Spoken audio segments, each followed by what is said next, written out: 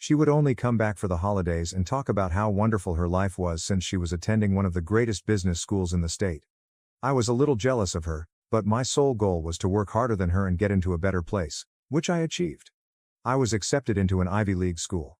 That was a great slap in the face for her, and I was celebrated far more than she ever was. I expected that getting into an Ivy League institution would put a stop to our competition, but that did not happen. She suddenly revealed that she was beginning her own business. She completed the task with the assistance of my father. I'm not sure if it was luck or hard effort, but her firm took off a few years ago, and she relocated to Japan to expand the technological side of it. It was a huge success, and our parents were really proud of her. That was roughly 2 years ago. Since then, she has lived in Japan. Unfortunately, things didn't go so well for me once I finished college. The fact that Stacy was succeeding so much only exacerbated the situation. I had gotten a job, but it was nowhere as glamorous or rewarding as what she was doing. So I quit shortly after joining. That was a terrible mistake, and I know it now because I should have stayed there and worked my way up. But I was a fool for competing with my sister when I should have focused on myself and my work. It was a very stupid decision on my behalf, and I regret it. But it's finished now. After I quit my work, there was a period in which I waited for something to simply fall into my lap. When it didn't happen, I became depressed. It also didn't help that Stacy was excelling in her area, and her business was something my parents always brag about. I despised it, but I couldn't say anything without appearing resentful and jealous. Even though I was feeling both of these emotions, I had to disguise them when I met with my family and seemed to be pleased for Stacy, because anything other than happiness was an inappropriate emotion. That was about the time I met my spouse, Jackson, 25 million. I'm very pleased I did because meeting him transformed my life. It had been roughly 6 months since I had resigned from my work and had been hoping for a better opportunity to come along, but with no success. As I previously stated, I was deeply miserable and disappointed with my life. So I downloaded a dating application. I wasn't really searching for something serious, I just wanted to meet people and use it as a way to distract myself from how horrible things were going for me. I was trying to pay rent and buy basics for myself. I had to rely on my parents for money. They'd send me money every month. I also had some money saved from when I was working, but it wasn't enough, and I was struggling to pay my bills. My parents would bail me out, and I would promise them every month that I would return all of their money as soon as I could. I could always sense displeasure in their tones, which drove me insane because I knew I wasn't doing my best. It was really difficult for me to accept the fact that, at the time, Stacy was faring better than I was, and I was a tremendous disappointment to my parents. So I was utilizing dating apps and going on random dates with men I didn't even like, all to distract myself from my feelings. For a while, it worked. I went on a few dates over the course of many weeks with individuals who were solely interested in hooking up. It was basically casual. However, that changed after I paired with Jackson. He was an extremely interesting guy to talk to at first, and he checked all of my boxes. He had also received straight A's in school. But after graduating from high school, he attended culinary school and was working in a restaurant when we met 2 years ago. He was humorous, engaging, and had the perfect amount of machismo. But at the time, I assured him I wasn't seeking something serious. When he asked me out on a date after nearly 2 weeks of talking online, he said he was seeking something serious and did not want to be in a casual relationship. He was dating to marry. I appreciated how honest and open he was about his feelings, so I decided to give it a shot, not knowing what was in store for me. I went out with him after agreeing on a first date to see how things went. And it went extremely nicely. It felt like we'd known each other for years. I think it was the best date I've ever had. We had a great time, and with him, I didn't feel like I was trying to prove anything. That was the first time I'd ever felt that way around other people, so it was a refreshing change. Our talk flowed easily, and we just clicked. I'm not sure what changed, but I decided to give our relationship a proper shot. We went on several more dates. But after only 3 months together, I discovered that I was pregnant. At the time, all I was concerned about was how Jackson would react to it. Within the first few weeks of our relationship, he had learned almost everything he needed to know about me. I had told him everything about myself and my family, including how I had spent my entire childhood competing with and trying to outdo my sister. But being with him inspired me to be a better person, a person of my own. He already knew everything about me, and I believe I knew everything about him at that moment. In reality, he was the one who pushed me to get out of my depressive state and actively seek a job rather than waiting for something to come to me. So I ended up returning to my previous position at the company from which I had resigned. And I believe that was one of the best moves I've ever made. By the time I discovered I was pregnant, I had been working for over a month and things with Jackson were going well. I was just concerned about his reaction to the news. Most people would believe it was too soon and withdraw from the relationship because they were terrified. But deep inside, I genuinely wanted the baby. It simply felt perfect. I can't put it into words, but I just felt prepared to be a mother. To my surprise, when I told Jackson about my pregnancy, he was very supportive. He informed me that it was my body, therefore I could do anything I wanted, and that he would support me regardless of what I did. When I told him I wanted to keep the kid, no one was happier than him. He explained that he had wanted me to keep the baby because he believed he was also ready. Even though we were young and had only been together for 3 months, he told me he didn't want to seem insane or come across as overly powerful, so he left it up to me. But my decision had made him the happiest guy alive. We agreed that despite the fact that we were expecting a kid, we would wait to get to know each other better before marrying. It was decided. We pushed ahead with the pregnancy, and a few weeks later, we discovered that we were having twins. That was another huge surprise, but we dealt with it. He moved in with me soon after we learned about the pregnancy and introduced me to his parents around the same time. His parents were quite lovely, and they appeared to love all of their children equally, without ever pressuring them to compete with one another. It appeared to be a healthy family, and it was the first time I had seen how one worked because I had never experienced it firsthand. However, I was hesitant to introduce him to my family because I knew my parents wouldn't approve of my life choices. I was a talented student with a promising future, but I had opted to have children with a man I had only known for less than a year. I'd even moved in with him. Any parent would disapprove of this, and I knew my parents would probably lose their minds. So I kept putting it off until I started to show, at which point I realized there was no way to hide it. I organized a meeting with them when I was 4 months pregnant and decided to tell them everything. I invited them over to my house and had Jackson present for moral support. They knew I had been dating Jackson for a time, but they had no idea I had been living with him, or that I would soon be the mother of his children. When I informed them about it, I anticipated them to get angry and yell at me, but they responded in an unexpected way. They truly appeared to be delighted for me. They were overjoyed and hugged me, congratulating me on my pregnancy. And when I informed them I was having twins, my mother nearly collapsed with joy.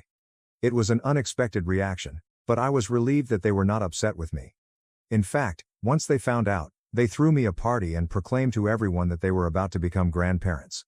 I also informed them that Jackson and I did not want to marry solely because we were having children together. We wanted to live together for a while before making such a significant commitment. They were cool with it as well. They were incredibly supportive of everything, which surprised me, but in a positive way. I was really relieved that my parents were on my side in this, since I would have despised it if they had turned against me or attempted to change my mind about things. I even spoke with them about how supportive they were, and I stated that I had not expected that from them. They told me that they were aware that they had never truly been excellent parents since they had never stopped my sister and me from competing with one another throughout our childhood. They felt they were doing something nice. They believed that continually pushing us to achieve better would help us succeed. However, they understood that doing so may have harmed us in the long run. This epiphany occurred when they discovered that I had quit my work in order to pursue a better opportunity.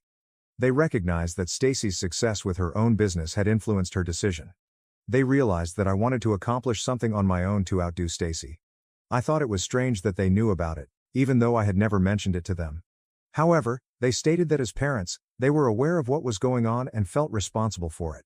They wanted me to know that whatever happened, they would be there for me. I didn't have to continually compete with Stacy to prove that I deserved their love and affection. They would always adore me, and they were equally proud of both of us because we had always given our all. That was the most important thing to them.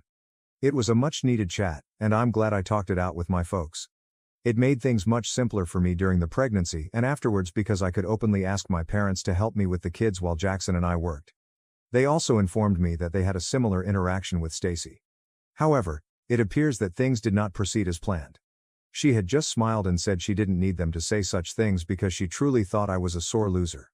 In her opinion, I was having a breakdown, which is why my parents tried to be understanding by telling us that they were equally proud of both of us.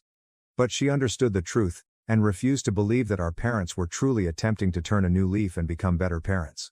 She was persuaded that she was more deserving of their love since, by her own standards, she was performing better in life.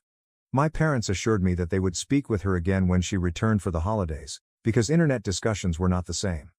They promised me that they would have the same chat with her as they had with me, and she would finally stop trying to compete with me. Until that time, she had gone to great lengths to make me feel horrible. Since I revealed my pregnancy, she has been sending me backhanded compliments and making sarcastic remarks in the family group chat, completely inappropriate. She was clearly attempting to tear me down and make me feel awful about the pregnancy, even though I saw no reason to feel bad about it. To her, however, it was clearly a failure, a massive one. In her eyes, I was knocked up before marriage and living with a guy I had hardly met. So, for her, this was a big win. She assumed she could now say whatever she wanted to me without repercussions. It was really grating on my nerves, and I had considered leaving the group chat multiple times. But my parents persuaded me to stay since they were genuinely trying to be better parents and wanted us to stick together. So I stayed, for their sake. My parents pledged to put an end to this, or at least do their best. And if they couldn't, I could leave the group. When Stacy returned for Christmas, my parents informed me they were going to talk to her, and they did. Unfortunately, she was already too far gone by then. Her main purpose in life at the time was to humiliate me and make me feel as tiny as possible. She was intolerable that year. Even though she had been extremely unpleasant in the previous few years due to her thriving business, that year was far worse. Not only had she just returned from Japan, but she was also aware that I was pregnant and nowhere near her level of accomplishment and riches. She used every chance to remind everyone of this. She was constantly talking about herself, giving me stares, and even sarcastically asking if I was not happy for her. It was quite awkward and uncomfortable. I had to leave the party early because I was trying so hard not to lose my anger and cry in front of everyone. After the Christmas party, my parents attempted to contact Stacy again in the hopes that she would stop calling. Instead, she stated that she had worked hard to be where she is, and she would not allow me to take that away from her. She stated she had every right to brag about it as she pleased, and I would just have to deal with it. That was when I decided to cut ties with her. I exited the group chat, and my parents agreed that it was for the best. We hadn't communicated for 2 years, and I had no idea what she had been up to. But I recently learned from a couple of my relatives that she had returned from Japan, with a baby. I first heard about it around 4 weeks ago. Apparently, it was a miracle baby, who was just 2 months old. My parents told me that they had had multiple video chats with her before she returned, and they had never detected anything, not even the faintest indication that she was pregnant. She explained that she wanted it to be a surprise for everyone. She stated she had recently become a mother and had married in a secret ceremony only a year before. Now she was ready to discuss it. The timing was nothing short of suspect. Almost everyone in the family thought I was going to marry around the same time. But now, thanks to her, everyone is only talking about her marriage and daughter. She stated that her husband remained in Japan due to a heavy workload and was unable to make it. But she had returned with her daughter because she wanted her family to meet her. I couldn't let something like that bother me since I was getting married and it was meant to be a lovely time. So, even after she returned, I continued to avoid her. Unfortunately, it didn't matter because she managed to spoil my wedding. She showed up on my wedding day unannounced. Just after the ceremony, I noticed her among the guests. I nearly flipped out. But Jackson and my folks helped me relax. Apparently, she had snuck in, and making a disturbance would only play into her hands and make my wedding all about her. As long as she wasn't actively causing problems, we decided to let her stay and deal with it later. I was being married at Jackson's aunt's farmhouse, so security wasn't tight, which is how she got inside. Now I regret not spending enough money on security. If I had, we could have avoided a lot of problems. Throughout her time at the wedding, all she talked about was how fortunate she was to have her miracle baby. And how my children were illegitimate and did not count because I had them before marriage. It was quite insulting. She was saying that to everyone she met while attending my wedding. Later on, numerous visitors approached me and told me about it. I had to grin and let it go since I didn't want to argue with her and ruin my own wedding. It was quite challenging, but I managed to get through it. At one point, I nearly lost it. But, before I could say anything, the police attacked the venue. I had no idea what was happening. They sealed the entrances, and we were locked in within seconds. Then they arrested Stacy. It was really disorienting. A woman was screaming and crying while holding the baby that was meant to be my sister's, saying it was actually hers. After then, everything became a blur, statements, handcuffs, and uncertainty. It was not until much later that we realized what had transpired. The baby had never been Stacy's. Apparently, all of the photos she had shown us were taken from a friend's social media account. She'd photoshopped herself into them, like some sicko. And the worst part? All of the occasions she had met us with the kid, she had been babysitting for her friend. She had been living with a friend since she returned from Japan because she had terminated the lease on her own apartment and was seeking for a new place. So she was babysitting for free. That was why Mom had never invited our parents or relatives to see her. Then, on the day of my wedding, she decided to go too far. She attended my wedding without her friend's permission. She had gotten the baby out while her friend and her friend's husband were sleeping. She then refused to answer any subsequent calls. That's why her friends had to contact the cops and have her detained.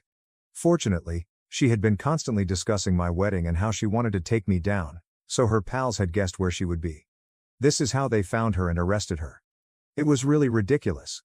I still can't believe what happened, but it did. My family and I are still fighting to cope with it. Thinking Stacy was a fierce competitor was one thing, but knowing that she was willing to go to such extreme, crazy lengths only to show our parents that she was better than me, that was extremely concerning. She is now pleading with her friends not to bring charges against her because she is well aware that she would not win this case. If charges are filed, she will face jail time. So far, nothing has happened, yet she blames me for everything. She thinks I was simply getting married to rub it in her face. Now, don't forget that I haven't spoken to her in almost 2 years. I haven't spoken to her since our previous conversation.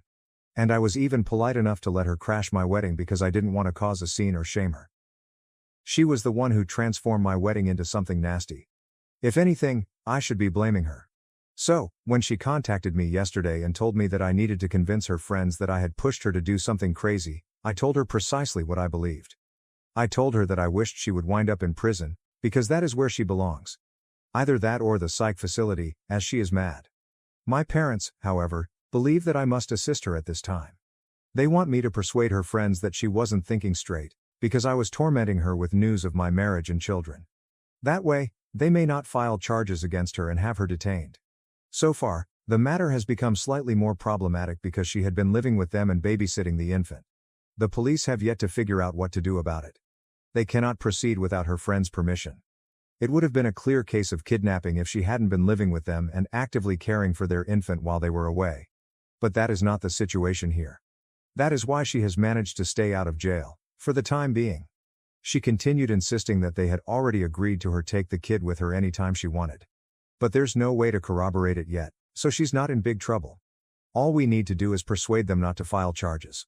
But I am not sure I want to do it. I don't believe she deserves any assistance from me, of all people. But my parents believe it would be bad of me to turn my back on her. So, am